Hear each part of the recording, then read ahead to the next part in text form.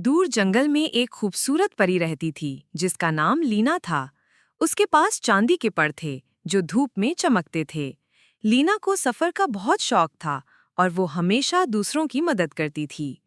एक दिन लीना ने एक बादशाहत देखी जहां कोई औरत नजर नहीं आ रही थी। उसने एक बूढ़े आदमी से पूछा तो पता चला कि एक बीमारी की वजह से सब औरतों के बाल गिर गए हैं। लीना ने फैसला किया कि वो इलाज ढूंढेगी। उसे पता चला कि सुनहरी शिफा का फूल ही इलाज है जो सबसे ऊंचे पहाड़ पर उगता है। रास्ते में लीना ने काली आंधी, बर्फबारी और खतरनाक परिंदों का सामना किया। आखिरकार वो पहाड़ की चोटी पर पहुंची जहां एक सुनहरी सांप फूलों का मुहाफिज था। सांप ने उसकी नीयत देखकर फूल दे दिए। जब लीना फूलों को लेकर वापस आई तो उसने उन्हें दरिया के पानी में डाल दिया।